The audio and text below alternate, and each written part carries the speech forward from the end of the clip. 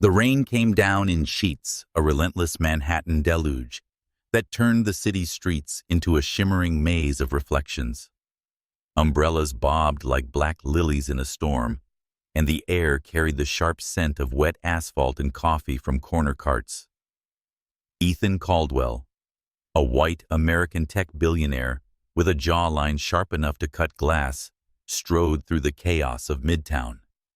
His tailored navy suit clung to his frame, and his pale skin glistened under the rain's assault, though his expression remained as unyielding as the steel towers around him. At 35, Ethan was a man who commanded boardrooms and headlines with equal ease, his blue eyes cold as the algorithms that had built his empire. He didn't notice the world beyond his phone screen, where stock tickers and emails demanded his attention. An African-American elementary school teacher, Sarah Miller, was hurrying in the opposite direction. Her dark skin glowed under the faint streetlights, her tightly coiled hair tucked beneath a hood that did little to shield her from the downpour. At 32, Sarah carried herself with a quiet strength, her brown eyes warm but guarded, shaped by years of navigating classrooms and skeptical parents. Her arms clutched a stack of graded papers, a thermos of tea, and a latte she'd splurged on from a cafe near her school. She was late for a parent-teacher conference, her sneakers splashing through puddles as she wove through the crowd. Their collision was inevitable. Distracted by a notification, Ethan didn't see Sarah until her latte exploded across his chest, soaking his silk tie and staining the pristine white of his shirt. The thermos hit the pavement with a metallic clatter, and papers scattered like leaves in the wind. "Damn it!" Ethan's voice was low, sharp, his eyes flicking to the brown stain spreading across his vest. He looked up, ready to snap, but froze. Sarah's face, framed by her dripping hood, was a mix of horror and defiance. Her dark skin contrasted with the pale gray of her raincoat, and her eyes held a spark that made him pause. "I'm so sorry," Sarah said, scrambling to gather her papers before they dissolved in the rain.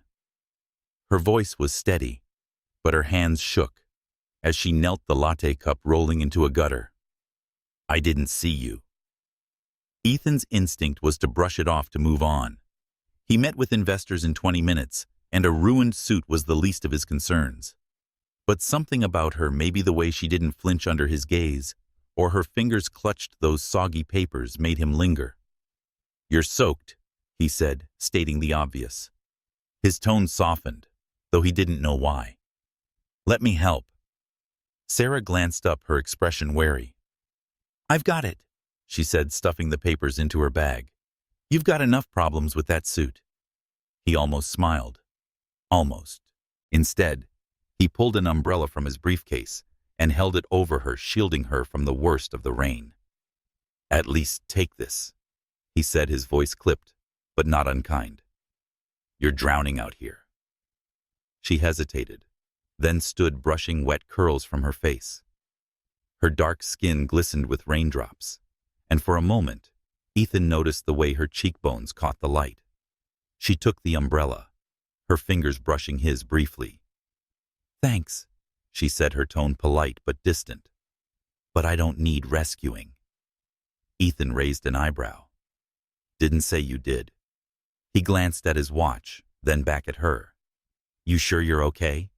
Sarah nodded, already stepping back into the crowd. "I'm fine. Watch where you're going next time."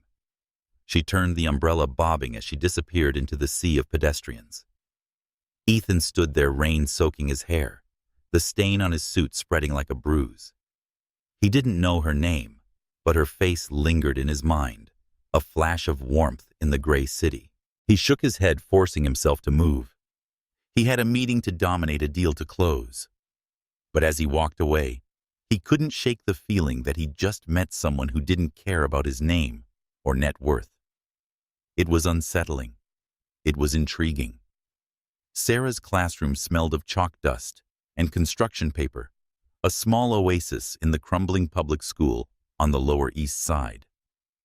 She stood at the blackboard, erasing fractions, her mind still on the man in the suit. His pale face, those piercing blue eyes. How he'd held the umbrella like a peace offering. She'd seen men like him before. Rich, entitled, expecting the world to bend. But there'd been something else in his gaze, a flicker of curiosity that caught her off guard.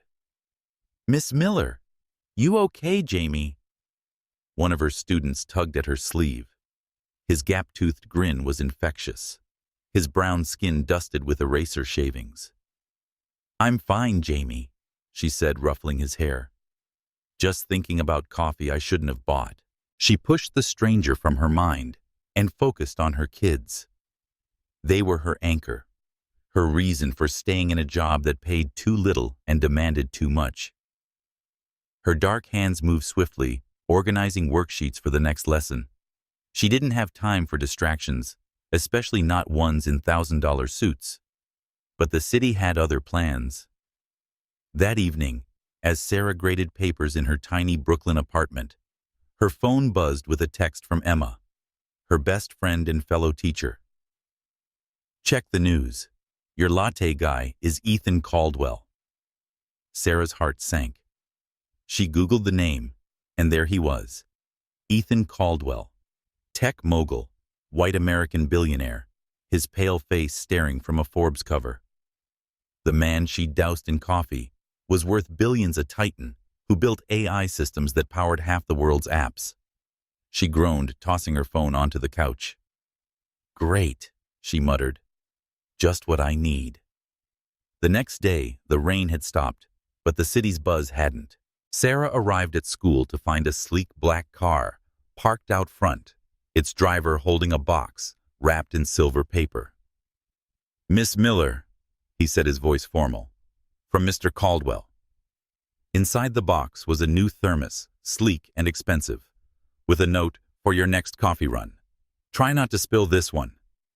Ethan." Sarah stared at the note, her dark fingers tracing the crisp handwriting. Part of her wanted to laugh. Part of her wanted to throw the thermos in the trash. She settled for tucking it into her bag, unsure whether to feel flattered or insulted. Ethan's office was a glass cathedral atop a skyscraper, its view stretching from the Hudson to the East River. He sat at his desk, pale hands tapping a pen against a report. His suit was fresh, the late incident a memory he'd tried to bury under a mountain of work. But Sarah Miller kept creeping into his thoughts. Her dark skin, unapologetic stare, and how she'd dismissed his help without a second thought. He wasn't used to being ignored. "Sir." His assistant Clara poked her head in. "You asked about the school on the Lower East Side. Their fundraisers tomorrow night. Should I add it to your schedule?" Ethan leaned back, his blue eyes narrowing. He'd looked up Sarah after their encounter, a quick search revealing her as a third-grade teacher with a knack for inspiring kids. The school was struggling, its budget slashed to the bone. He could help. He should help. But was it for the kids? Or for her? "Add it," he said finally. "And make sure we bring something substantial." Clara nodded, but her expression was skeptical. "This isn't your usual scene, sir. It's public school." "I know," Ethan said, his voice low. "That's the point." He didn't tell her about the woman with the latte, or how her dark eyes had challenged him without saying a word. He didn't tell anyone.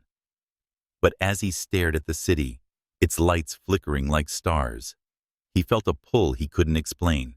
Sarah Miller was a puzzle, and Ethan Caldwell wasn't a man who left puzzles unsolved.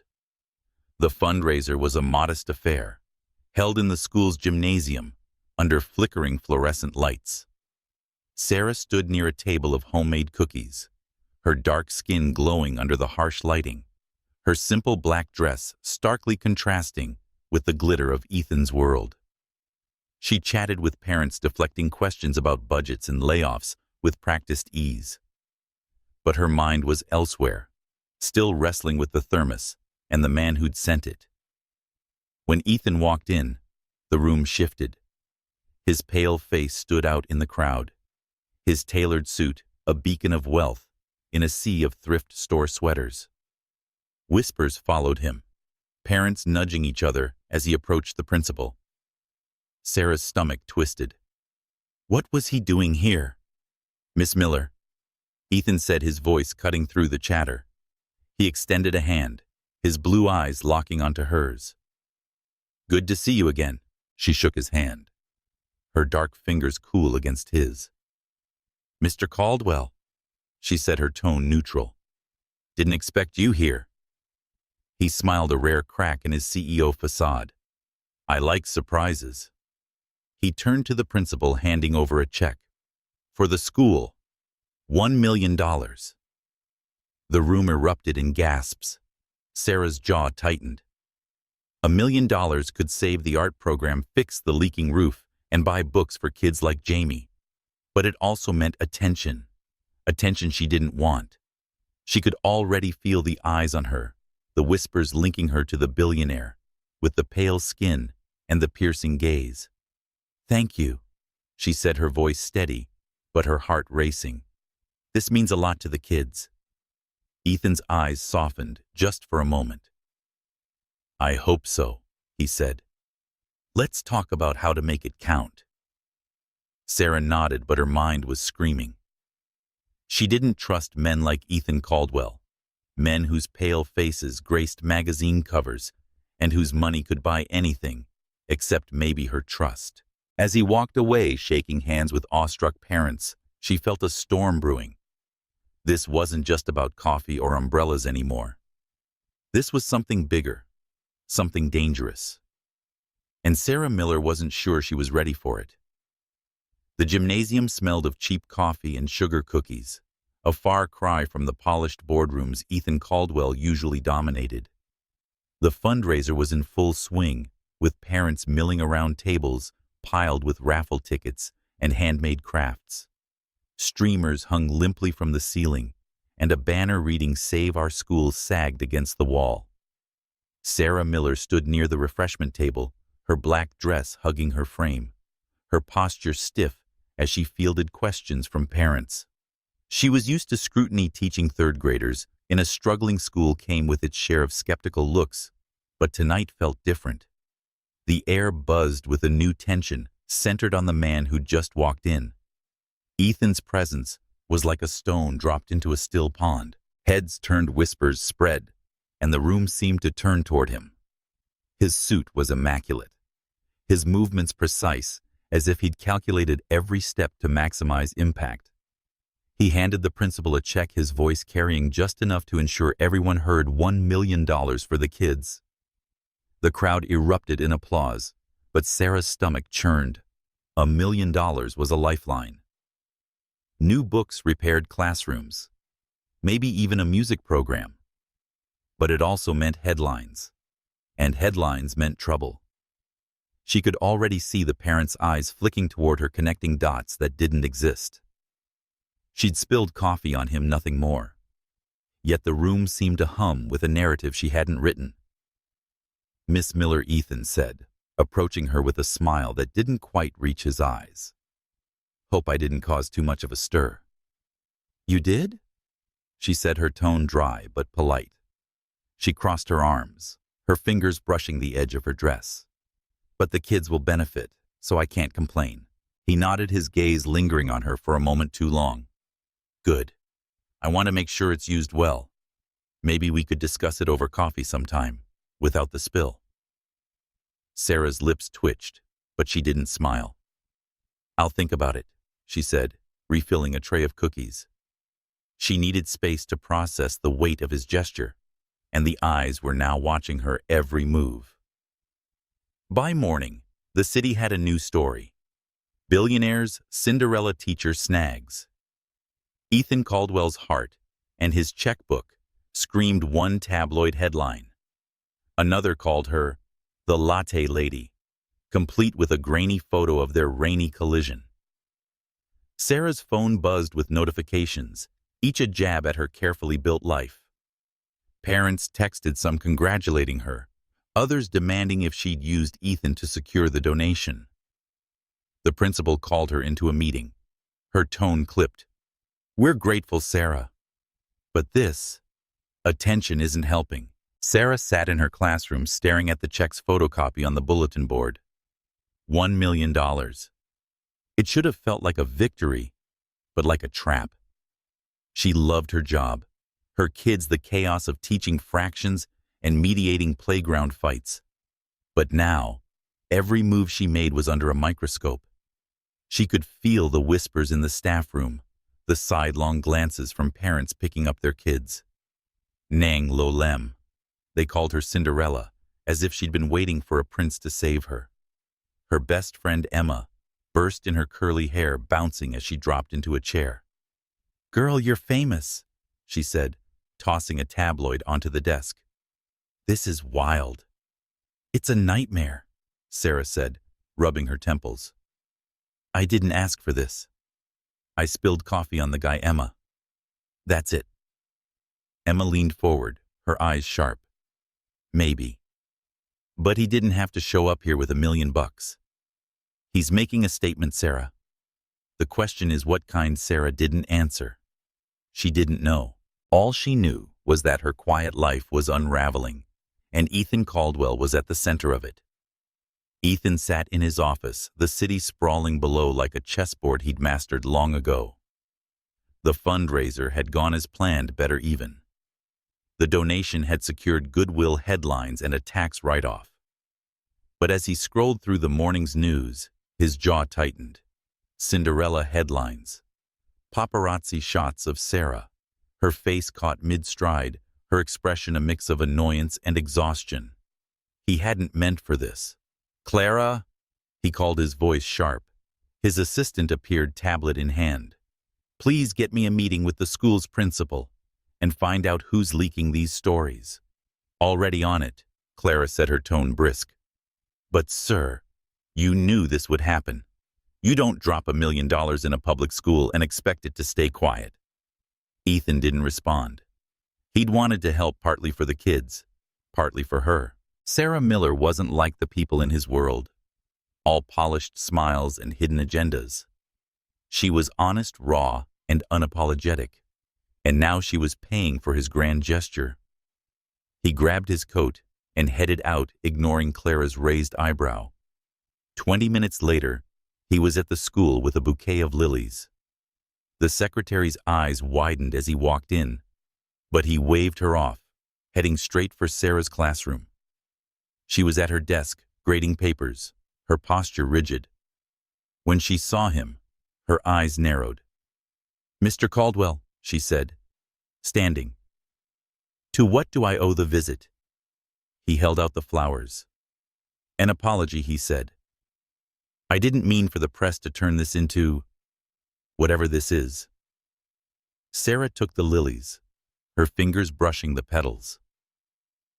"You think flowers fix a tabloid storm?" she said, her voice low but sharp. "Parents are questioning my integrity. The school board's breathing down my neck. This isn't just about you and your check." Ethan's jaw tightened. "I can fix this," he said. "I have people, lawyers, PR." "No," she cut him off. "I don't need your people. I need this to stop." She set the flowers down, her eyes locking onto his. "You meant, well, I get it. But you don't live in my world. You don't know what this kind of attention does." He wanted to argue, to promise he could shield her. But her words hit harder than he expected. She was right. He didn't know her world. He'd grown up scraping by in Detroit, but that was a lifetime ago. Now he lived in penthouses and private jets. He didn't know what it was like to be her, to face the whispers and the judgment. "I'll make it right," he said, finally, his voice quieter. "Not with money or lawyers. Tell me what you need." Sarah studied him, her expression unreadable. "I need to do my job," she said, "and I was hoping you could stop making it more challenging." She returned to her papers, dismissing him without another word. Ethan stood there, the lilies a bright splash of white against the cluttered desk. For the first time in years, he felt out of his depth. He'd built an empire, but Sarah Miller was a challenge he hadn't anticipated. As he left the classroom, the weight of her words settled over him. This wasn't over, not by a long shot. That night, Sarah sat in her apartment, the lilies in a vase on her kitchen table. Emma was sprawled on the couch, scrolling through her phone. "He's trying," Emma said, holding up a headline about Ethan's donation. Guy could have written a smaller check and stayed out of the spotlight. He didn't. "He's a billionaire," Sarah said, chopping vegetables for dinner. "Everything he does is in the spotlight." "Maybe," Emma said, sitting up. "But he showed up with flowers, Sarah. That's not nothing. Most guys like him would have sent an assistant." Sarah didn't answer. She didn't know what to make of Ethan Caldwell. Part of her wanted to believe he was genuine, that the man who'd held an umbrella over her in the rain was more than a headline. But another part that had fought for every inch of respect in her career told her to stay cautious. Men like Ethan didn't change the world. They shaped it to fit their needs. As she diced carrots, her phone buzzed with a new email. It was from the school board, requesting a meeting to discuss recent developments. Her heart sank. The donation was a gift, but it was also a curse. And Sarah Miller wasn't sure how much longer she could carry both. The air in Sarah Miller's classroom felt heavier than usual. Scrutiny overshadowed the familiar scent of chalk dust and crayons. Outside, the Lower East Side buzzed with its usual chaos, honking taxis and shouting vendors. But Sarah felt under siege inside. Her desk was cluttered with lesson plans and a half-empty coffee mug, but her attention was fixed on her phone. Notifications piled up, emails from parents, texts from colleagues, and a relentless stream of social media tags. Cinderella teacher was trending. Every post felt like a jab at her carefully built life. The school board's email from the night before still lingered in her mind. A curt request for a meeting to discuss recent developments. Sarah knew what that meant. Ethan Caldwell's $1 million donation had saved the school's art program and patched the leaky roof, but it had also turned her into a headline. The tabloids were ruthless, spinning her coffee spill into a fairy tale she hadn't signed up for. Parents whispered at pickup, their eyes lingering on her, as if she'd orchestrated the whole thing. Even her principal, usually a staunch ally, had started tiptoeing around her, her smiles tight and cautious. Sarah leaned back in her chair, rubbing her temples. She'd spent years earning respect in this school, proving herself through late nights, grading papers, and early mornings tutoring kids like Jamie, who needed extra help to catch up. Now all anyone saw was the latte lady, the woman who'd supposedly charmed a billionaire. It wasn't fair, but fairness wasn't part of the deal when you taught in a crumbling public school.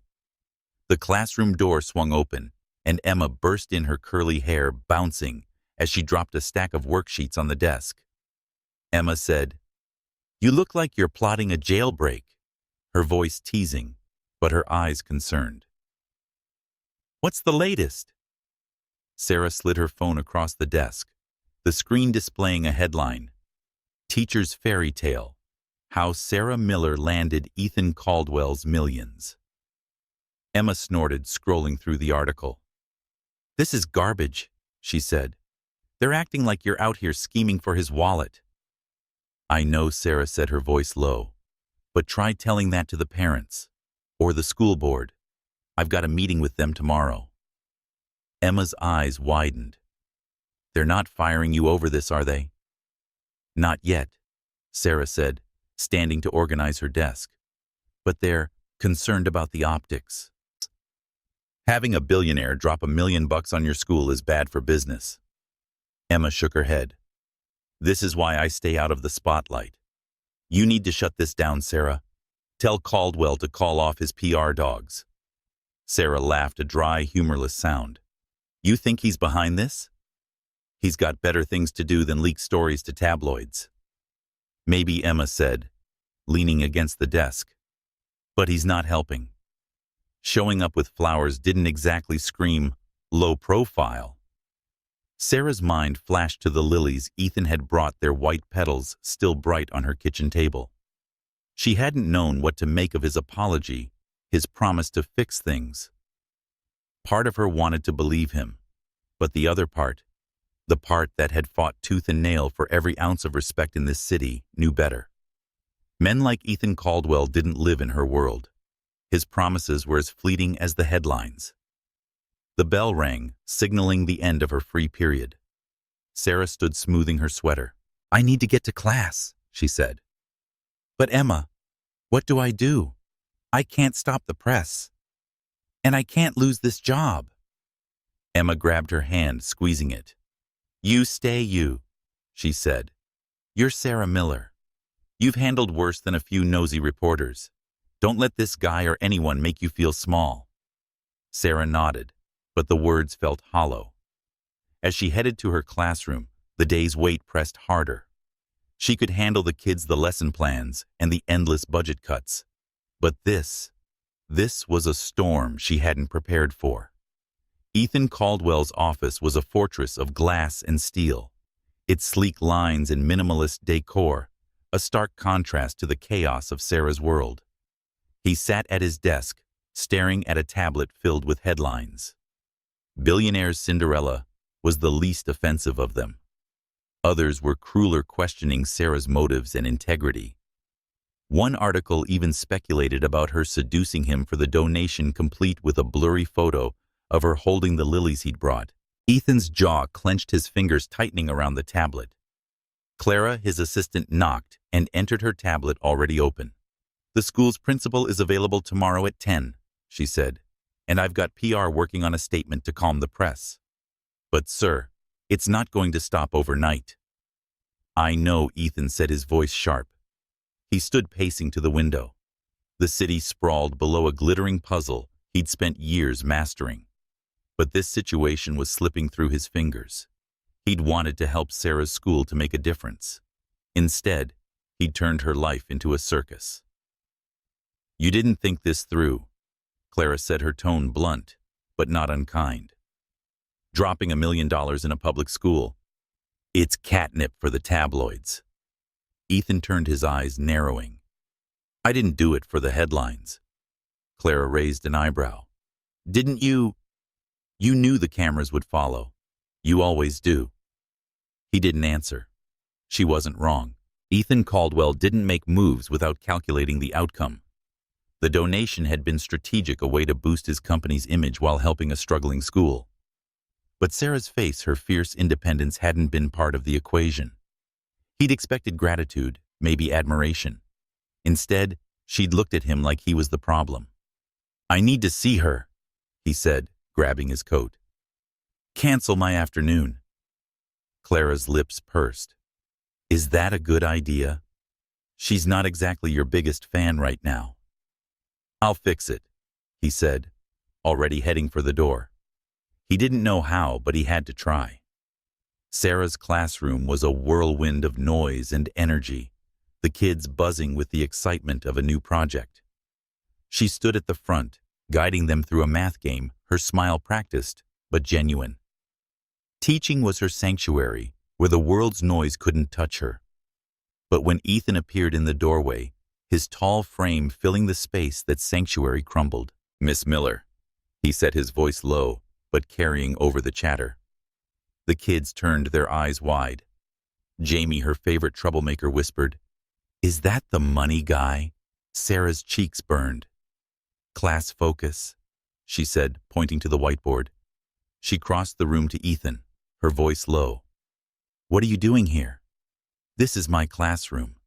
"I know," he said, his eyes searching hers. "I came to apologize." Again. She crossed her arms, her body a shield. "You apologized yesterday. It didn't change anything." He held out a small envelope. "This might. It's a letter to the school board explaining the donation was my decision, not yours. I've got my lawyers on standby if they push further." Sarah took the envelope, her fingers brushing his. The contact sent a jolt through her, one she ignored. "You think this will stop the parents? The press? You opened this door, Ethan. You can't just close it. His jaw tightened, but his voice remained steady. I'm trying, Sarah. I didn't mean to make your life harder. She studied him, searching for the catch. Men like Ethan didn't apologize twice. They didn't show up in third-grade classrooms with letters and lawyers. But his eyes held no trace of the polished CEO she'd expected, just a man caught off guard, trying to make things right. I appreciate it, she said finally, her voice softer but firm. But I need to handle this my way. I've fought my own battles my whole life. I'm not stopping now. He nodded, a flicker of respect in his eyes. I get it. But if you need me, I'm here. As he left, the kids erupted in whispers, and Sarah's heart pounded. She tucked the envelope into her pocket, her mind racing. Ethan Caldwell was a problem she didn't know how to solve.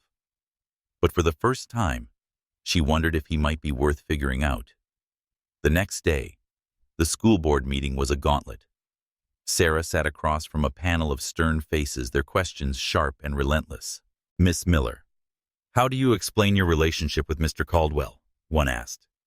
Another chimed in. Is this donation compromising your professionalism? Sarah's hands clenched under the table, but she kept her voice steady. There is no relationship.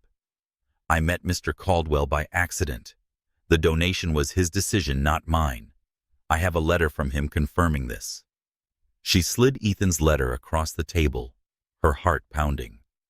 The board members read it in silence, their expressions unreadable. Finally, the principal spoke. We'll take this under advisement, Miss Miller. But the public's perception matters. We can't have this kind of distraction. Sarah left the meeting, her legs shaking, but her head high. Emma was waiting outside, her arms crossed. How'd it go? Sarah said, they're concerned, mimicking the principal's tone. But they didn't fire me. Yet. Emma hugged her. You're tougher than they are, and that letter Caldwell's got your back. Sarah didn't respond. She didn't know if Ethan's letter would be enough, or if his presence in her life was a blessing or a curse. But as she returned to her classroom, she felt a spark of hope. Maybe she could weather this storm. The school's outdoor courtyard was alive with laughter, the kind only third graders could produce, wild, unfiltered, and contagious. Sarah stood near a picnic table, overseeing an after-school art club she'd fought to keep funded. The kids were elbow-deep in paint, their smocks splattered with colors that would never wash out. Jamie, her most spirited student, was painting a lopsided rocket ship, his tongue poking out in concentration. Sarah's heart swelled. These moments, messy, chaotic, real, were why she taught. The crunch of gravel caught her attention, and she turned to see Ethan Caldwell approaching, his suit jacket slung over one shoulder. His tie loosened. The sight of him here in her world was jarring. He didn't belong among finger paints and folding tables. Yet he was carrying a stack of pizza boxes and a bag of juice pouches. Though the kids might be hungry, he set the boxes down. His smile was tentative, like he wasn't sure of his welcome. Sarah raised an eyebrow. You show up with pizza now, he said. The cafeteria food looked questionable, glancing at a tray of soggy nuggets nearby. Figured I'd make myself useful. The kids swarmed the table, their paint-smeared hands grabbing slices as Sarah handed out napkins. Jamie tugged at Ethan's sleeve. You're the money guy, he asked, his eyes wide. Ethan chuckled, crouching to meet Jamie's gaze. Something like that. Are you the rocket ship guy? Jamie grinned, holding up his painting. It's gonna go to Mars impressive, Ethan said, studying the canvas with genuine interest. You got a name for it. Star Blaster, Jamie declared, and Ethan nodded solemnly, as if discussing NASA blueprints. Sarah watched, her arms crossed, a mix of amusement and unease swirling in her chest. Ethan was good with the kids, too good. It didn't fit the image of the cold CEO she'd built in her mind. She wanted to dismiss him to keep her walls up, but the way Jamie's face lit up made that harder. "Join us," she said, gesturing to a table covered in art supplies. "Unless you're afraid of getting paint on that suit." Ethan grinned, rolling up his sleeves. "I've survived worse." The afternoon unfolded in a blur of color and chaos. Ethan sat with the kids painting a surprisingly decent city skyline while answering their endless questions. "Do you have a jet?" one girl asked. "Do you live in a castle?" another chimed in. Ethan handled it efficiently, deflecting with stories of coding apps in his garage as a teenager. Sarah listened, her guard softening as he described late nights fueled by instant noodles and ambition. Sitting cross-legged on the ground, Jamie told Ethan about his mom's night shifts at the hospital, his voice small but proud. "She's always tired, but she says I will be a scientist." Ethan's expression shifted, a shadow passing over his face.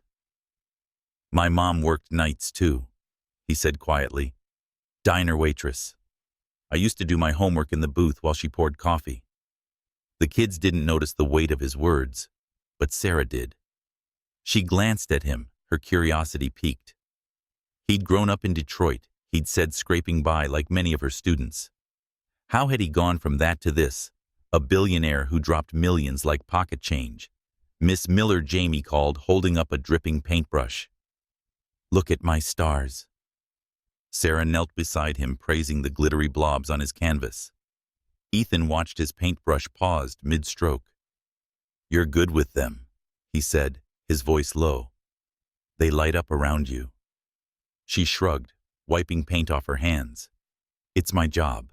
"It's more than that," he said, his eyes steady on hers. "You make them feel like they matter." Sarah's throat tightened. She wanted to brush it off to keep her distance, but his words hit a nerve. She spent every day fighting for these kids, their dreams, their futures. To hear it acknowledged by him of all people felt like a crack in her armor. As the sun dipped below the skyline, the kids packed up, their parents arriving to whisk them away. Sarah and Ethan stayed behind, cleaning brushes in a companionable silence. The courtyard was quiet now, the air cool with the promise of fall. "Thanks for the pizza," Sarah said, stacking paint cans. The kids loved it. "Anytime," Ethan said, wiping his hands on a rag. "I meant what I said. You're incredible with them." She glanced at him, searching for the catch. "Why are you here, Ethan?" "Really?" He hesitated, his eyes fixed on the paint-splattered table. "I don't know," he admitted. "I saw you in the rain and something clicked. I wanted to help, but I keep screwing it up." Sarah's heart twisted. She wanted to believe him, but trust was hard-earned in her world. "You're not screwing it up," she said finally. "But you need to understand, this school, these kids are my life. I can't afford to be a headline." He nodded, his expression serious. "I'm working on the press. My team's tracking down the leaks. And I meant what I said in the letter. I'll back you up, Sarah. Whatever it takes." She studied him, the sincerity in his eyes, catching her off guard. "Why do you care?" she asked, her voice barely above a whisper.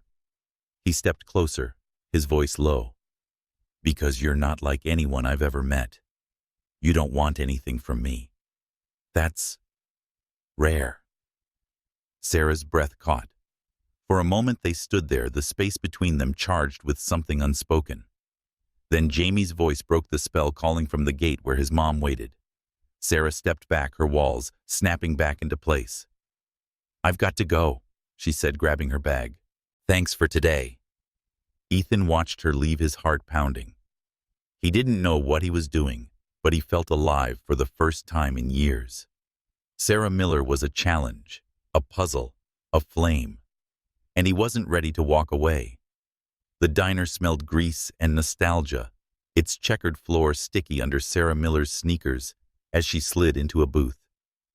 The Lower East Side spot was a far cry from the glass towers of Ethan Caldwell's world, its neon sign flickering outside like a heartbeat.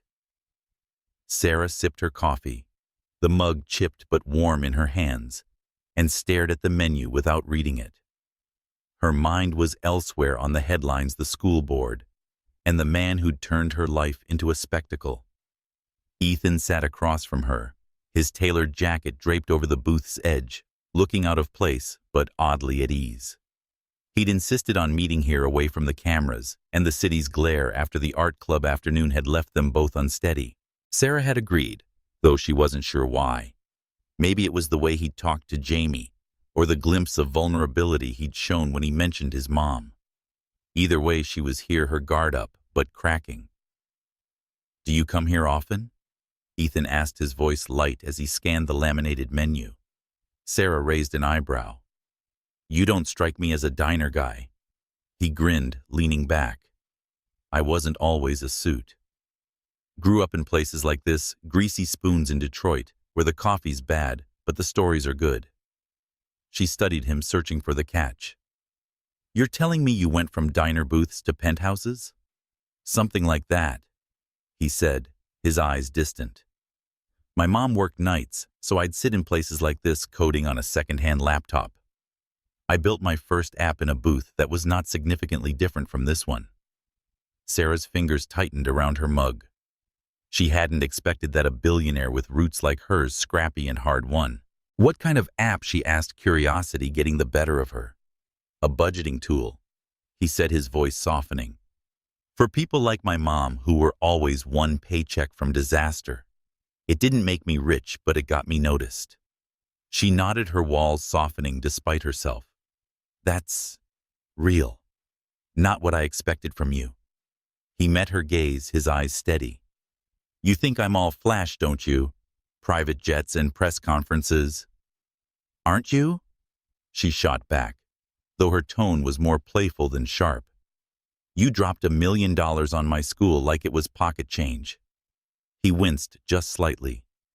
"Fair. But I meant what I said, Sarah. I want to help, not just the school you."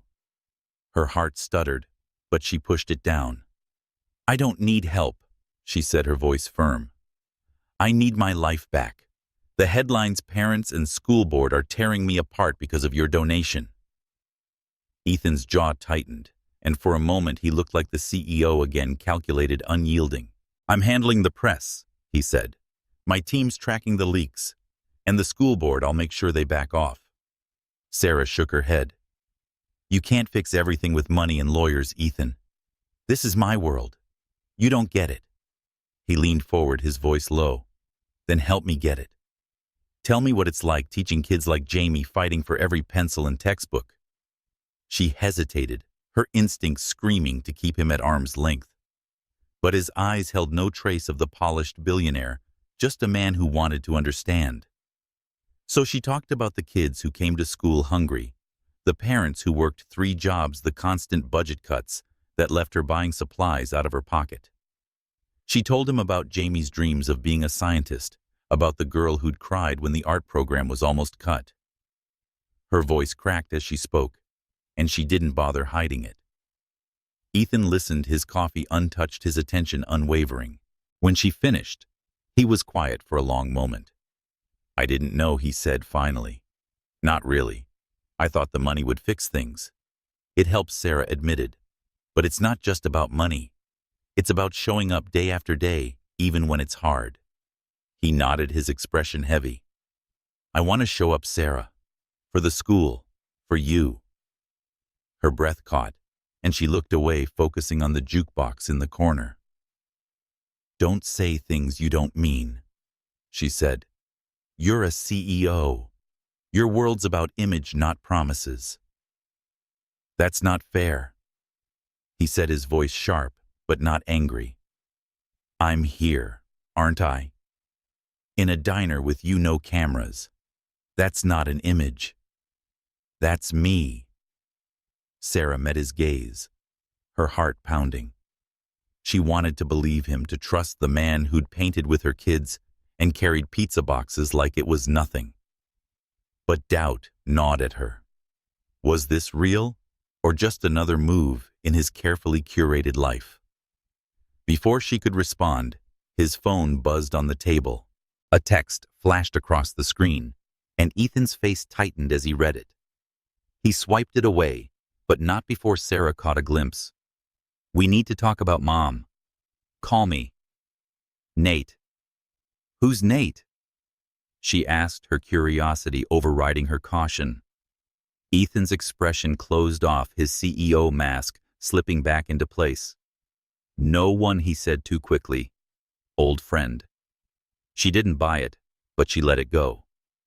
The moment was gone, replaced by a wall she couldn't breach. They finished their coffee in silence, the ease of earlier replaced by something heavier. That night, Ethan lay awake in his penthouse, the city's lights casting shadows across his ceiling. Sarah's words echoed her passion, frustration, and strength in his mind.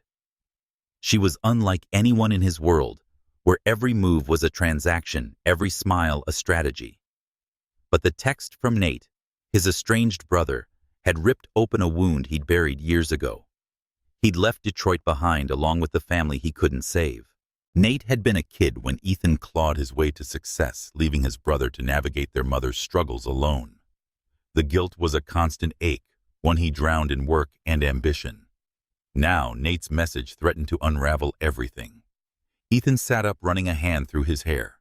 He wanted to be the man Sarah saw, a man who showed up, who made a difference. But the weight of his past, his image, his empire pressed down on him. Could he be both the CEO who commanded the world and the man who sat in a diner listening to a teacher's dreams? He grabbed his phone, typing a quick response to Nate. "Not now. Busy." He hit send, then deleted the thread, his chest tight. He'd deal with his brother later. Right now, Sarah was the puzzle he needed to solve. But as he stared out at the city, he wondered if he was the one who needed solving. Sarah's apartment was quiet, and the lilies Ethan had given her were still bright on her kitchen table. She sat on the couch grading papers, but her mind drifted to the diner. Ethan's story about his mom and his quiet intensity as he listened to her felt real. Too real. She'd spent years keeping men at a distance, protecting her heart and career. But Ethan was slipping through her defenses, and she didn't know how to stop it. Emma called, her voice crackling through the phone. "So, how was the dinner date?" "Not a date," Sarah said, rolling her eyes. "Just coffee." "Uh-huh," Emma said, her tone teasing. "Coffee with a billionaire who's got it bad for you." "Spill," Sarah sighed, setting her pen down. "He's complicated. One minute he's this untouchable CEO, the next he's talking about growing up broke like he gets it. But I don't know if it's real or just a good story." Emma was quiet for a moment. "You think he's playing you?" "I don't know," Sarah admitted. "But I can't afford to find out the hard way. The school board's already on my case. If this blows up, I lose everything." "Then keep your eyes open," Emma said. "But don't shut him out just because he's rich. People can surprise you." Sarah hung up, her mind racing. She didn't want to be surprised. She wanted her life back, her kids' classroom, and quiet evenings. But Ethan Caldwell was a storm, and she was caught in it whether she liked it or not. The school's hallway was a maze of construction paper and glitter, the walls lined with student artwork that fluttered in the drafty air. Sarah Miller stood outside her classroom, her arms crossed as she listened to the principal's latest warning. The school board was still concerned, the headlines refusing to die down. Ethan Caldwell's donation had kept the school afloat, but also painted a target on Sarah's back. Parents were whispering, some openly questioning whether she'd leveraged her connection to Ethan for the money. The tabloids hadn't helped. Their latest story claimed she was milking the billionaire for all he's worth. Sarah's jaw tightened as she nodded at the principal's words, her mind elsewhere. She'd spent years building her reputation, proving she was more than a teacher. She was a lifeline for kids like Jamie. Now it was unraveling, and she couldn't shake the feeling that Ethan's world was swallowing hers whole. Sarah's phone buzzed with a new email as the principal walked away. It was from a reporter requesting a comment on a story about her and Ethan. She deleted it without reading further, her stomach churning. She needed to teach and focus on her kids, but the world outside her classroom wouldn't let her. Across town, Ethan sat in his office, the city's skyline a glittering backdrop to his growing frustration. His tablet was open to a news site where a headline screamed Caldwell's charity, or cover up teachers' ties, raise questions. The vicious article implied Sarah had manipulated him for the donation, painting her as an opportunist. Ethan's fist clenched, crumpling a report on his desk. Clara, his assistant, stood by the door, her tablet glowing with updates. "It's Victor Lang," she said. Her voice clipped. "He's feeding the press. Our team traced the leaks to his PR firm." Ethan's eyes narrowed. Victor Lang, his rival in the tech world, had been gunning for him for years. The man thrived on chaos, using his media connections to undermine competitors. This time, he'd gone too far, dragging Sarah into the crossfire. "Get me everything on Lang," Ethan said, his voice cold. "And set up a meeting with the school board. I'm done letting him play games." Clara nodded, but her expression was skeptical. "You sure you want to escalate? Lang's got dirt on everyone. If you push, he'll dig deeper." "Let him," Ethan said, standing. "He's not touching her." Clara raised an eyebrow, but didn't argue. As she left, Ethan's phone buzzed again, another text from Nate. "You can't keep ignoring me. We need to talk." Ethan swiped it away, his chest tight. He couldn't deal with his brother now, not with Sarah's life imploding because of him. He grabbed his coat and headed for the school. He needed to see her to warn her about Lang. But more than that, he needed to know she was okay. Sarah was in the middle of a math lesson when Ethan arrived, his knock soft but urgent. The kids whispered as she stepped into the hall, her expression guarded. "You're making a habit of this," she said, crossing her arms. "What now?" "Victor Lang," Ethan said, his voice low. "He's behind the stories. He's trying to hurt me by going after you." Sarah's eyes narrowed. "Your rival. Why am I in the middle of your corporate war?" Ethan ran a hand through his hair. Frustration etched into his features. "Because I made you a target. The donation, the headlines. It's all ammunition for him." "I'm sorry, Sarah." She shook her head, her voice sharp. "Sorry doesn't fix this. The school board is threatening to suspend me. Parents are pulling their kids from my class. This isn't just about you anymore." "I know," he said, stepping closer. "Let me help. My lawyers can shut Lang down and I'll talk to the board." "No," she cut him off, her eyes blazing. "Every time you help, it gets worse. I told you, Ethan, I handle my own battles." He opened his mouth to argue, but the fire in her eyes stopped him. She was right. His world was bleeding into hers, and he hadn't stopped to consider the cost. "What do you want me to do?" he asked, his voice quieter. "Back off," she said, her tone softening but firm. "Let me deal with the school. You handle your rival. Keep me out of it." He nodded, though every instinct screamed to protect her. "Okay. But if you need me, Sarah." "I know," she said, turning back to her classroom. "Don't make this more complicated than it already is." As she closed the door, Ethan stood in the empty hallway, the weight of her words settling over him. He'd built an empire by controlling every outcome, but Sarah was a variable he couldn't predict. And for the first time, he wasn't sure he wanted to. That evening, Sarah sat in her apartment, the lilies on her table, wilting slightly at the edges. She scrolled through her emails, each a new demand from parents or reporters. The school board had scheduled another meeting, and the principal had hinted at temporary measures to restore calm. Suspension was starting to feel inevitable. Emma dropped by, her arms full of takeout bags. She said, "You look like you need noodles," setting the food on the counter. "What's the latest?" Sarah recounted Ethan's visit, her voice heavy. "He says it's his rival Victor Lang stirring things up." "But I don't know, Emma. What if this happens when you get too close to someone like him?" Emma handed her a container of lo mein. "You think he's using you?" "Not on purpose," Sarah said, poking at her food. "But his world, it's like a hurricane. I'm just trying to keep my head above water." Emma leaned back, her eyes sharp. Maybe, but he's showing up Sarah. Not just with money, pizza, paintbrushes, and that letter to the board. That's not nothing. Sarah didn't answer. She wanted to believe Ethan was different, that the man who'd listened to her in the diner was real. But the headlines, the whispers, the threat to her job were real too. And they were louder. As Emma left, Sarah's phone buzzed with a new email from the school board. Final review, it read, with a date set for next week. Her heart sank. She'd fought for everything in her life, her degree job, her kids' futures.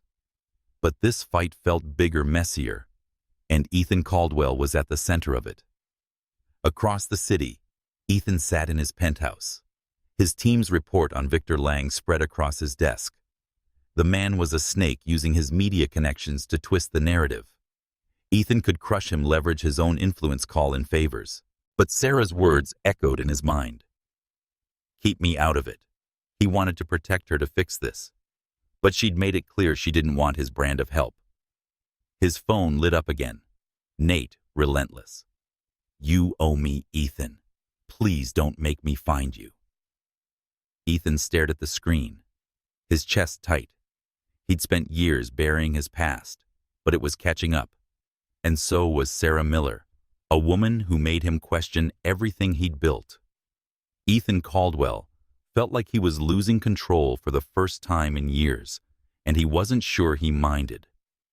The ballroom glittered under a canopy of crystal chandeliers, the air thick with the scent of champagne and ambition. Sarah Miller stood at the crowd's edge, her borrowed emerald gown clinging to her frame, its fabric starkly contrasting with her usual classroom sweaters. The dress, a gift from Ethan Caldwell, felt like a costume, its weight reminding her she didn't belong in this world of Manhattan's elite. The charity gala was a sea of tailored suits and sparkling jewelry, where every smile hid a calculation. Sarah's fingers tightened around her clutch eyes, scanning the room for an escape. Ethan had convinced her to attend, his voice earnest over the phone. It's for a good cause, he'd said, education reform. You'd be helping Sarah, not just me. She reluctantly agreed, hoping her presence might sway the school board, who were still circling like sharks after the tabloid frenzy. But now, surrounded by investors and socialites, she felt like a fish out of water. Ethan stood across the room, his tailored tuxedo accentuating his broad shoulders, his presence commanding even in a crowd of power players. He was deep in conversation with a group of men in suits, his gestures sharp and confident. Sarah watched him, torn between admiration and unease. He moved through this world easily, a king in his domain, but she couldn't shake the feeling that she was a pawn in his game. Miss Miller. A woman in a sequined gown approached her, smile polite but sharp. You're the teacher, the one from the headlines. Sarah's stomach twisted. That's me, she said, forcing a smile. Just here to support the cause. The woman's eyes gleamed with curiosity. How sweet, and how fortunate to have Ethan Caldwell's attention. He's quite the catch. Sarah's smile tightened. I'm here for the kids, not a headline. Of course, the woman said, her tone dripping with condescension. She drifted away, leaving Sarah with a sour taste in her mouth. The room felt smaller, the air heavier. She grabbed a glass of water from a passing tray, wishing it were more substantial. Ethan caught her eye from across the room and excused himself, weaving through the crowd to reach her. You okay? He asked, his voice low, his eyes searching hers. Peachy. Sarah said, her tone dry. Your friends are charming. He winced, glancing at the woman who'd just left. Ignore her. She's fishing for gossip. Everyone here is, Sarah said, setting her glass down. I don't belong here, Ethan. This isn't my world. He stepped closer, his voice softening. It doesn't have to be.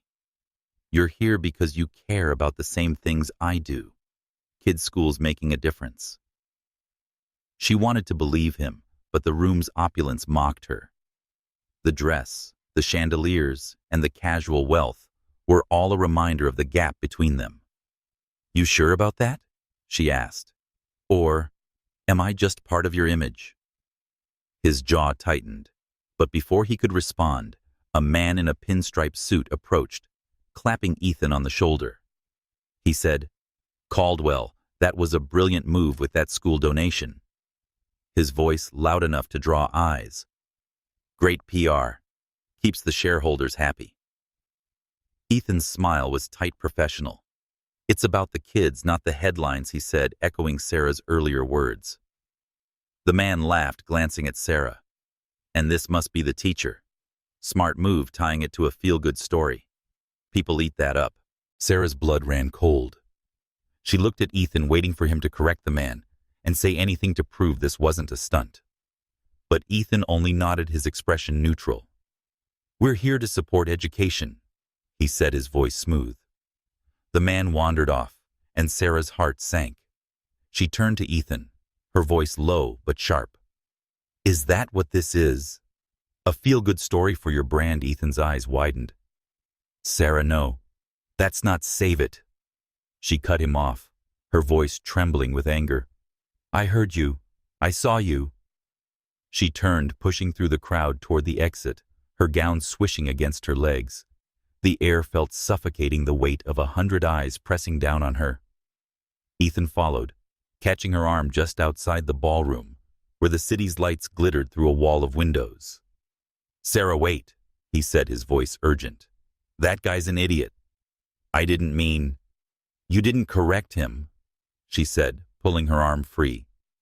"You let him think I'm some prop in your PR campaign. Do you know what that feels like?" He ran a hand through his hair, frustration etching his features. "I'm trying to navigate this, Sarah.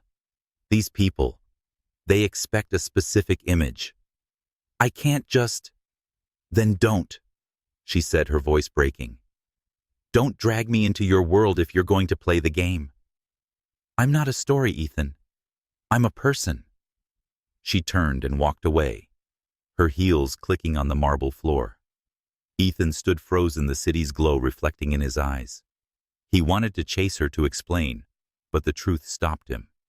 He had played the game, letting the investors' assumptions slide to keep the conversation smooth. It was second nature, a reflex honed by years in boardrooms. But seeing the hurt in Sarah's eyes, he realized the cost. Sarah took a cab back to her Brooklyn apartment, the city blurring past in a haze of lights and rain. She kicked off her heels, the gown pooling on the floor, as she changed into sweats. Her phone buzzed with messages. Emma, the school board, even a reporter, but she ignored them. All she could hear was the investor's voice, the casual dismissal of everything she'd fought for. She sank onto the couch, and the wilted lilies on her table were a reminder of Ethan's apologies. How many times could he say sorry before it stopped meaning anything? She'd let herself believe he was different, that the man who'd painted with her kids was real. But tonight she'd seen the CEO who played angles and managed perceptions. Her phone lit up with a text from Ethan. "I screwed up. Can we talk?" She stared at it, her thumb hovering over the screen. Part of her wanted to reply, to give him a chance. But the other part, the part that had fought for every inch of respect in her career, told her to walk away. She turned off her phone and curled under a blanket, the city's hum a distant echo. Ethan stood in his penthouse, the gala's afterglow fading into regret. The view of Manhattan, usually a source of pride, felt hollow tonight. He'd let Sarah down. Its weight was heavier than any boardroom loss. He poured a glass of whiskey, the burn doing little to dull the ache. Clara called, her voice brisk through the speaker. "The school board's meeting is tomorrow. You still want to go?" "Yes," Ethan said, his voice firm. "And get me everything on that investor. I want to know who he's talking to." Clara paused. "You're taking this personally, aren't you?" "It's not just business," Ethan admitted, his voice low. "Not anymore." He hung up his eyes, drifting to his phone. Nate's texts were still unanswered. a reminder of the family he'd left behind. Sarah's words echoed in his mind. I'm not a story. I'm a person. He'd spent years building an empire crafting an image, but for the first time, he wondered if that image was worth the cost. Sarah Miller's classroom was a sanctuary, its walls covered in student drawings and multiplication charts, starkly contrasting the glittering chaos of Ethan's gala. She stood at her desk, grading papers under the flicker of fluorescent lights, but her mind was elsewhere. The memory of the investor's words calling her a feel-good story burned like a fresh wound. She'd walked out on Ethan, her anger carrying her through the city, but now, in the quiet of her classroom, doubt crept in. Had she been too harsh? Was he playing a role, or was there more to him? Her phone buzzed, pulling her from her thoughts. It was Emma, her voice crackling through the speaker. You okay? Heard you left the gala in a blaze of glory. Sarah sighed, stacking papers to distract herself. Not exactly. Just had to get out. It was too much. Spill. Emma said, her tone teasing, but warm. What did Caldwell do this time? Sarah recounted the night, the gown, the investor's comment, Ethan's silence. He didn't say anything, Emma. Just let the guy think I was part of his PR stunt. Emma was quiet for a moment. Ouch! But Sarah, you know how those rooms work. He's a shark in a suit. Doesn't mean he doesn't care. Doesn't it? Sarah asked, her voice soft. I can't tell what's real with him. One minute he's painting with my kids, the next he's playing CEO games. Emma's voice softened. You like him, don't you? Sarah froze her pen, hovering over a worksheet. She wanted to deny it, to insist Ethan was just a complication. But the truth was more complicated to ignore. The way he'd listened in the diner, the way he'd made Jamie laugh, it had cracked her defenses. Maybe she admitted. But I can't afford to, Emma, not with my job on the line. Then look at what he does not. What he says, Emma said. Words are cheap, actions aren't. Sarah hung up her eyes, drifting to a stack of new books on her desk. They'd arrived that morning, a donation from an anonymous source, but the note tucked inside had Ethan's handwriting for Jamie and the others. Keep shining. She traced the words, her heart twisting. Was this an action or another gesture to ease his guilt? Across town, Ethan sat in his office, the city's skyline a cold comfort. His desk was littered with reports, but his focus was on a single email from Clara. The school board's pushing for Sarah's suspension. Lang's feeding them dirt. Victor Lang, his rival, was relentless, using Sarah to undermine Ethan's credibility. The tabloids were now hinting at a scandal involving the donation, questioning whether Ethan had ulterior motives. Ethan's fist clenched. He'd underestimated Lang, and Sarah was paying the price. He called Clara, his voice sharp. Please get me a meeting with Lang. Tonight. You sure? Clara asked. He's a snake. He'll twist this. I don't care, Ethan said. He's not touching her. He hung up, his mind racing. Sarah's words at the gala had cut deep. I'm not a story. I'm a person. He'd spent years crafting a persona, managing perceptions, but she'd seen through it. And now he was losing her trust. His phone buzzed with another text from Nate. You can't keep running, Ethan. Mom's gone. I'm all you've got. The words hit like a punch, stirring memories of Detroit late nights in diners. His mother's tired smile, the brother he'd left behind. He swiped the message away, but the guilt lingered. He couldn't fix his past, but he could fight for Sarah. That evening, Ethan met with his advisor, Marcus, a grizzled PR veteran who'd seen him through a dozen crises. They sat in a quiet corner of a midtown bar, the clink of glasses, a backdrop to their conversation. Marcus leaned back, his eyes sharp. You're in deep, kid, he said. This teacher, she's not just a headline. You're falling for her. Ethan didn't deny it. She's different, Marcus. She doesn't care about my money or my name, but I keep screwing it up. Marcus sipped his drink, his expression thoughtful. You want to keep her? Drop the CEO mask. You're playing a role, always have, but she's not buying it. Show her who you are, not what you've built. Ethan nodded, the words sinking in.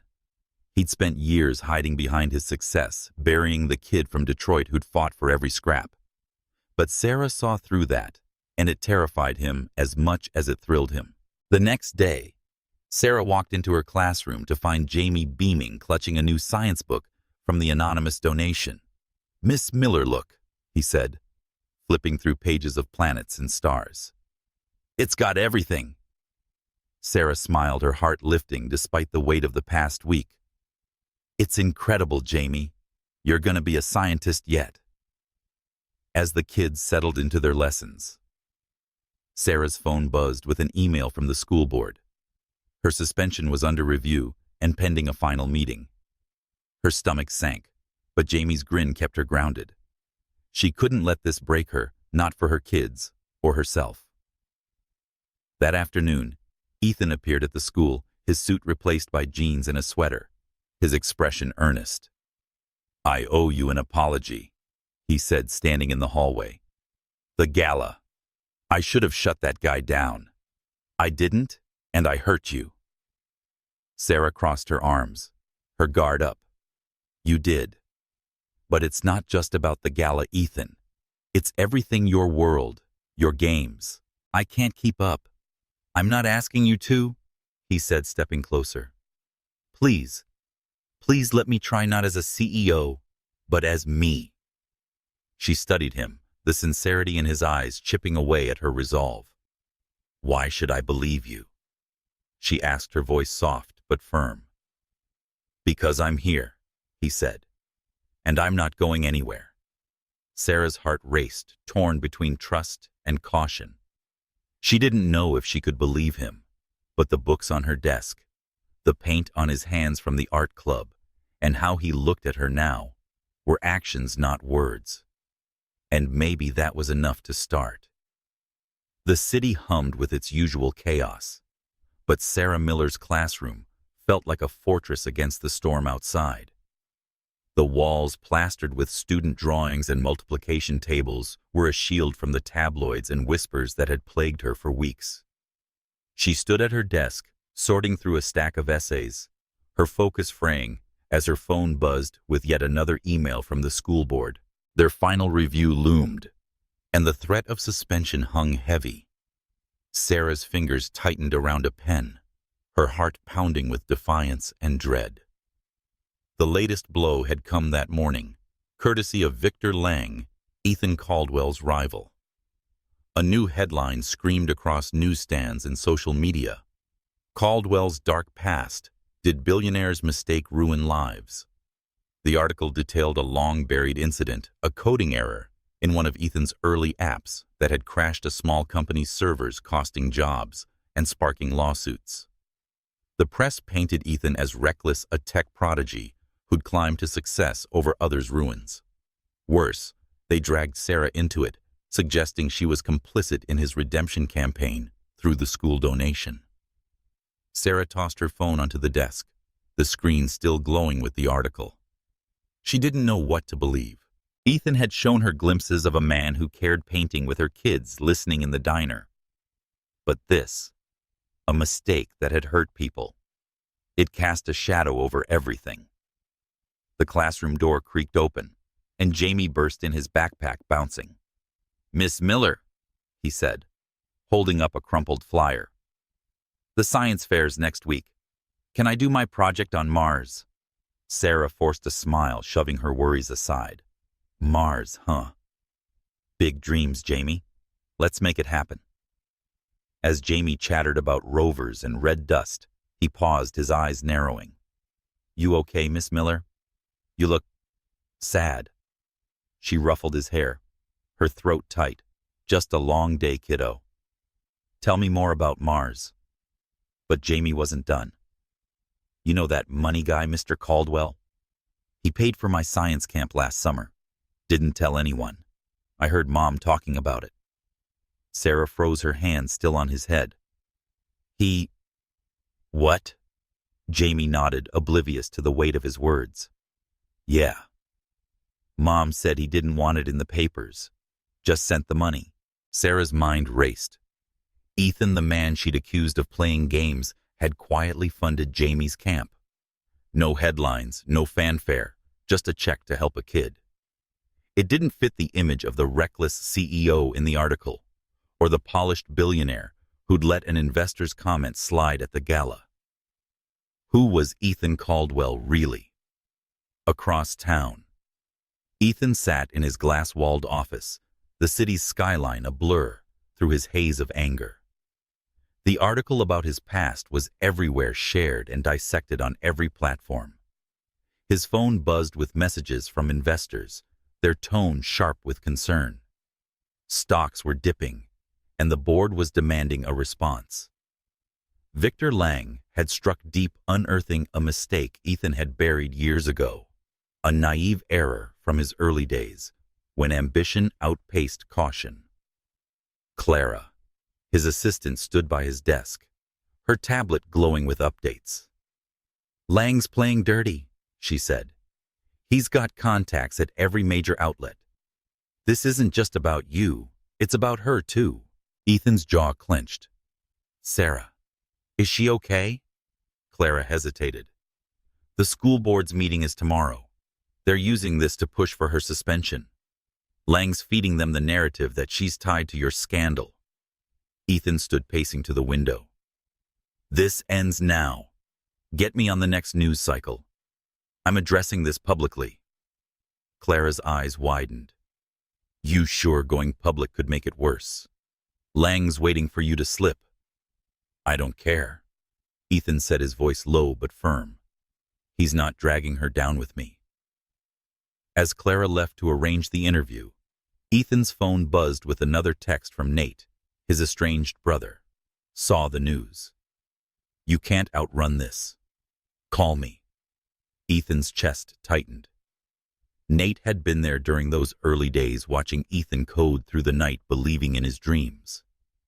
When the app crashed, Nate had been the one to say it wasn't his fault. But Ethan had walked away chasing success and leaving his family behind. The past was catching up, and Sarah was caught in the crossfire. Sarah spent her lunch break in the staff room, avoiding the curious glances of her colleagues. Emma slid into the chair beside her, a sandwich in hand. "Did you see the news?" she asked, her voice low. Sarah nodded, her eyes fixed on her coffee. "Hard to miss. They're saying Ethan's some villain, and I'm his accomplice." Emma snorted. "Please. Lang's a vulture. He's just jealous. Caldwell's got the spotlight." "Maybe," Sarah said, stirring her coffee. "But what if it's true? What if Ethan's not who he seems?" Emma leaned forward, her eyes sharp. "You're forgetting what Jamie said. The guy paid for a kid's camp, but no strings were attached. That's not a villain. That's someone trying to do right." Sarah didn't answer. She wanted to trust Emma and Ethan, who'd shown up with pizza and paintbrushes. But the headlines, the school board, and the investors' words at the gala all painted a different picture, and yet Jamie's words lingered a crack in her doubt.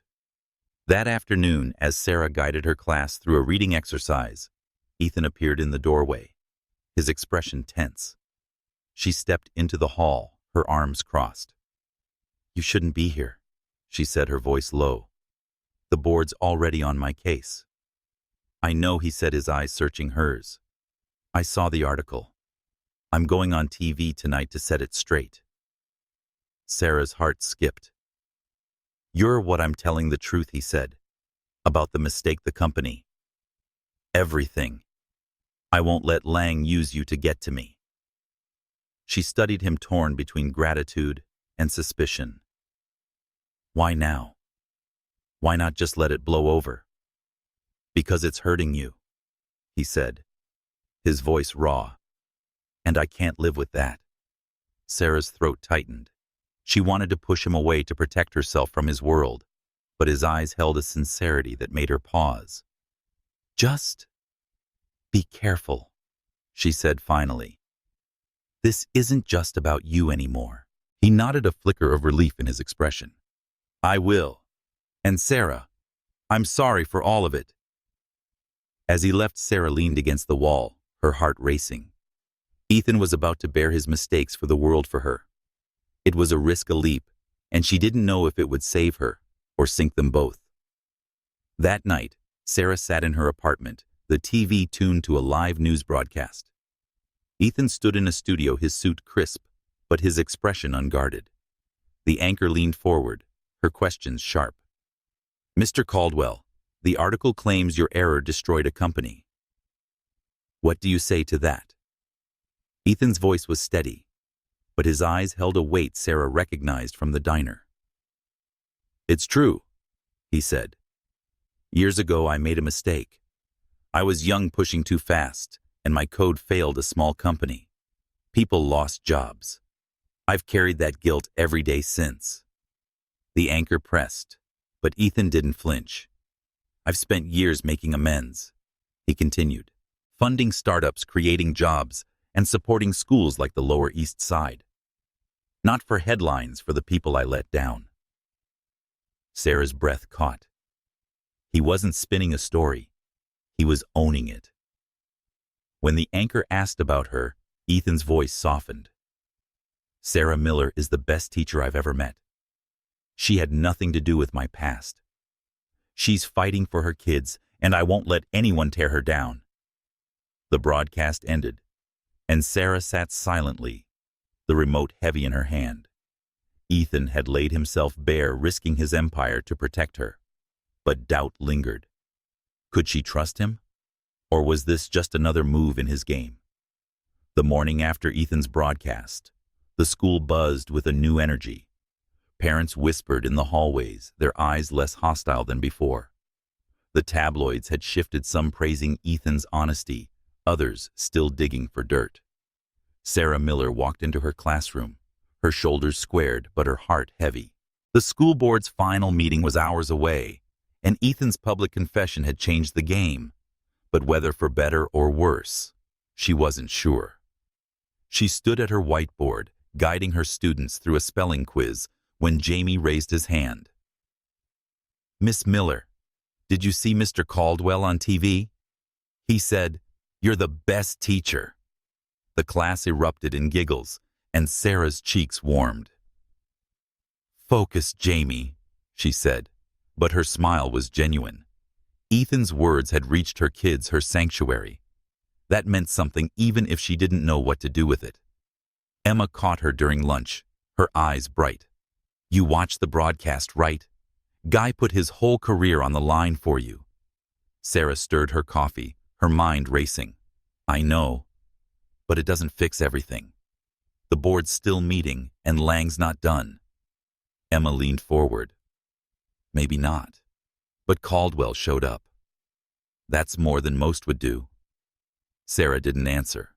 She'd spent the night replaying Ethan's words and his voice's raw honesty.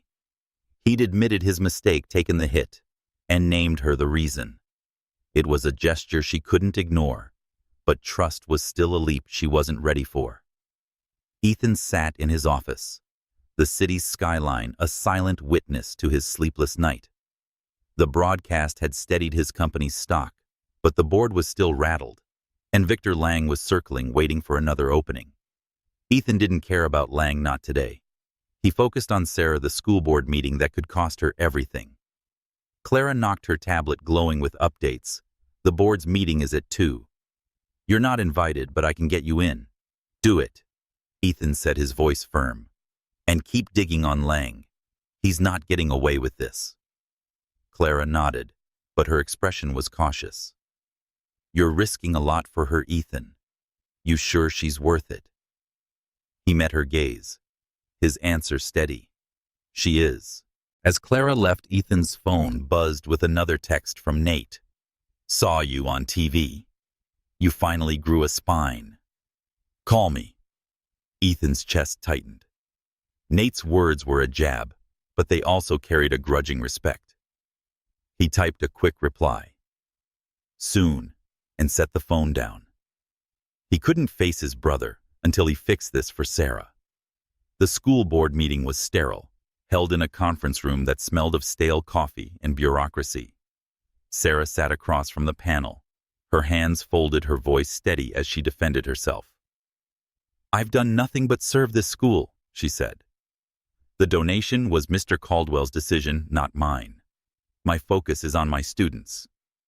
The board chair, a stern woman with a clipboard, frowned. "We understand, Miss Miller, but the publicity has disrupted our community. We're considering a temporary suspension to restore calm."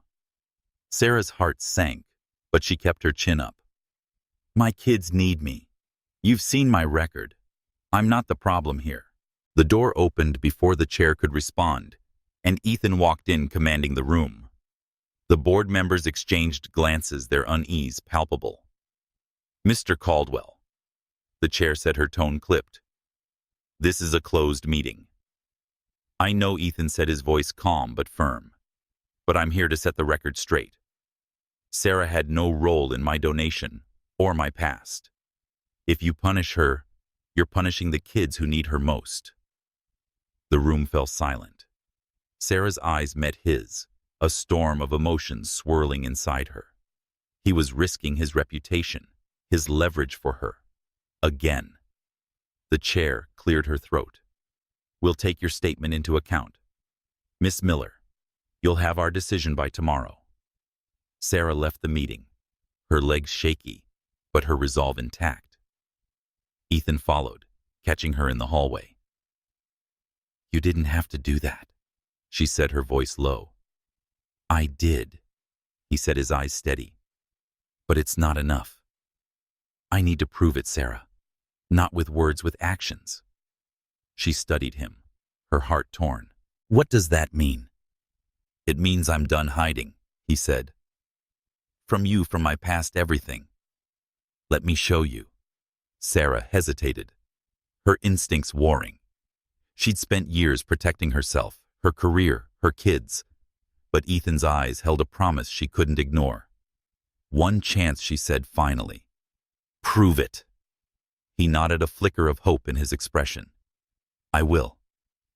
That evening, Sarah sat in her apartment, the TV replaying Ethan's broadcast in the background. Her phone buzzed with a text from him. "Meet me tomorrow. I want you to see something." She stared at the message, her heart racing. She didn't know what he had planned, but for the first time, she wanted to find out. Across the city, Ethan sat in his penthouse, a plan forming. He'd spent years running from his past, building walls to protect his empire. But Sarah had cracked those walls, and he wasn't going back. Tomorrow he'd show her who he was, not the CEO, not the headline, but the man falling for her, one action at a time. The hum of the city faded as Sarah Miller stepped off the train in Detroit, her sneakers crunching on the cracked pavement of a station that had seen better days. The air was sharp with the scent of rust and diesel, a far cry from Manhattan's polished chaos. She adjusted her scarf, her breath visible in the late autumn chill, and glanced at Ethan Caldwell beside her. He was dressed down jeans, a wool coat, no trace of the CEO who commanded boardrooms. His expression was tight, his eyes fixed on the horizon, as if bracing for impact. Sarah still wasn't sure why she'd agreed to this trip. Ethan's text had been vague, but urgent the night before. "Come with me to Detroit. I need to show you something." After his public confession on TV, his defense at the school board meeting, she'd felt a shift, a crack in her defenses wide enough to let him in. But this, a last-minute flight to his hometown, without explanation beyond a quiet plea. It was a leap, and Sarah wasn't used to leaping. "Why are we here?" she asked, her voice cutting through the station's din as they walked toward a waiting car. Ethan's jaw tightened, his hands shoved deep in his pockets. "My brother," he said finally. "Nate. I need to see him, and I want you to know who I am, really." Sarah's heart stuttered. The texts she'd glimpsed on his phone, the ones he'd dismissed, came rushing back. Nate, the brother he'd barely mentioned, the shadow in his polished life. "Okay," she said, her tone cautious, but soft. "But why me?" He stopped, turning to face her. His eyes held a rawness she hadn't seen before, unguarded and heavy. "Because you see me," he said. "Not the headlines, not the money. You. And I need you to see this part too." Sarah's throat tightened. She wanted to push back to keep her walls up, but his honesty disarmed her. She nodded, climbing into the car beside him. "Let's go." The drive through Detroit was a study in contrasts. Crumbling factories beside new coffee shops, graffiti-covered walls next to community gardens. Ethan stared out the window, his silence heavy. Sarah watched him piecing together the man who'd grown up here and coded his way out of diners and into penthouses. She'd seen glimpses of that man who'd painted with her kids and owned his mistakes on national TV. But this trip felt different, like peeling back a layer he'd kept hidden. They pulled up to a modest brick house, its porch sagging, but the lawn neatly trimmed. Ethan hesitated at the door, his hand hovering over the bell. "I haven't been here in years," he said, his voice low. "Not since I left for college." Sarah touched his arm, a small gesture that surprised them both. "You're here now," she said. "That's what matters." He nodded, ringing the bell. The door swung open, revealing a man who could only be Nate. Same sharp jaw, same piercing eyes, but with a weariness Ethan's polish lacked. Nate's expression hardened as he saw his brother.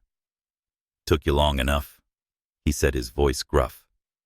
He glanced at Sarah, his gaze softening slightly. "You must be the teacher." "Sarah," she said, offering a hand. Nate shook it, his grip firm but not unkind. "Come in," he said, stepping aside. The house smelled of coffee and old wood, its walls lined with photos of a younger Ethan and Nate, a tired-looking woman smiling between them. Sarah's heart ached. Ethan's mother gone now, but alive in these frames. The three sat in the living room, the tension thick. Nate leaned back, arms crossed. "Saw you on TV," he said to Ethan. "Big man owning your mistakes. You think that fixes everything?" Ethan's jaw clenched. "I'm not here to fix the past, Nate. I'm here to start." Sarah stayed quiet, her eyes flicking between them. Ethan's voice was steady, but his hands betrayed him, fingers twisting in his lap. "I left you," he said, his voice raw. "Mom was struggling, and I ran off to chase my dreams. If I made it, I could save you both. But I was too late for her." Nate's eyes glistened, but his voice was stern. "You sent money checks in the mail like that made up for you being gone. I was a kid, Ethan. I needed my brother." Sarah's chest tightened. She saw Ethan's guilt and the weight of years he couldn't undo. She wanted to reach for him, but this wasn't her moment. It was theirs. "I know," Ethan said, his voice breaking. "I screwed up, Nate. I thought success would fix everything, but it didn't. I'm here now. I want to make it right." Nate stood, pacing to the window. "Mom used to say you'd come back," he said. "Even when she was sick, she believed in you. I stopped believing a long time ago." Ethan rose, stepping toward his brother. "Then let me earn it back. Not with money, with time." Nate turned, his eyes searching Ethan's face. The room was silent momentarily, the weight of their shared past hanging heavy. Then Nate nodded, a small, grudging gesture. "Okay," he said, "but don't think one visit fixes it." "It's a start," Ethan said, his voice thick. He glanced at Sarah, a flicker of gratitude in his eyes. She smiled, her heart swelling. This was the man she'd glimpsed in the diner, the one who'd painted with her kids, not the CEO, but the brother, the son, the man learning to mend what he'd broken. They spent the day with Nate, and the conversation was slow but honest. Over coffee, he told Sarah about their childhood nights in diners, Ethan coding, while their mom worked double shifts. Sarah shared stories of her classroom, her kids, and the dreams she fought for. Nate listened, his guardedness easing as the hours passed. By evening, The brothers were laughing tentative but real over a photo of them, as kids covered in mud from a backyard adventure. Sarah watched her heart full. Ethan wasn't perfect, but he was trying not for headlines, but for family. For her. On the flight back to New York, Ethan turned to her, his voice low. "Thank you," he said, "for being there, for seeing me." Sarah met his gaze, her walls crumbling. "You're not what I thought," she said. "But you've got much to prove, Ethan, not just to Nate, but to me." He nodded, his hand brushing hers. "I will." As the plane descended into the city, Sarah felt a shift. Ethan wasn't just a billionaire or a headline. He was a man flawed and fighting, and she was starting to believe he might be worth the risk. Central Park glowed under the soft light of a late autumn evening, its trees ablaze with crimson and gold. Sarah Miller walked along a winding path, her scarf tucked tight against the chill, her breath mingling with the crisp air. Beside her, Ethan Caldwell carried a thermos of hot cider, his coat unbuttoned despite the cold. The city's hum was distant here, replaced by the rustle of leaves and the occasional laughter of joggers. Sarah felt lighter than she had in weeks, the weight of the tabloids and the school board finally easing. The school board had called that morning, their tone clipped but final. No suspension. Ethan's public confession letter and appearance at their meeting had tipped the scales. Parents were still skeptical, but the headlines had shifted, painting Sarah as a dedicated teacher caught in a billionaire storm. She'd kept her job, her kids, her sanctuary. And yet, as she walked beside Ethan, she knew this moment was about more than her career. They'd spent the weeks since Detroit building something fragile but real. Ethan had shown up not with grand gestures, but with quiet actions. He'd helped fund Jamie. They'd spent the weeks since Detroit building something fragile but real. Ethan had shown up not with grand gestures, but with quiet actions. He'd helped fund Jamie's science fair project, sent books to the school library, and started visiting Nate regularly, rebuilding their bond one call at a time. Sarah had watched her guard lowering with each step he took. He wasn't perfect, but he was trying, and that was enough to make her believe. They stopped at a bench overlooking the lake, the water reflecting the city's lights like scattered stars. Ethan set the thermos down, his hands fidgeting in a way Sarah had come to recognize as nerves. "I've been thinking," he said, his voice low, "about us, about what comes next." Sarah's heart skipped, but she kept her tone light. "Big plans, Caldwell." He smiled, a rare, unguarded grin. "Maybe. But first, I need to tell you something." He reached into his pocket, pulling out a small velvet box. Sarah's breath caught, her eyes widening as he opened it to reveal a simple silver ring. No diamonds, just a delicate band etched with a subtle wave pattern. "It's not what you think," he said quickly, reading her expression. "Not yet, anyway. It's a promise to keep showing up and proving I'm more than the headlines. For you, for your kids, for us." Sarah's throat tightened, her eyes locked on the ring. It wasn't flashy or the thing a billionaire would buy to impress. Like him at that moment, it was real, no suit, no cameras, just Ethan. She said, "You don't have to do this," her voice soft. "I already see you." "I know," he said, taking her hand. "But I want to. I've spent years building walls, Sarah. You're the first person who made me want to tear them down." She let him slip the ring onto her finger, its weight light but grounding.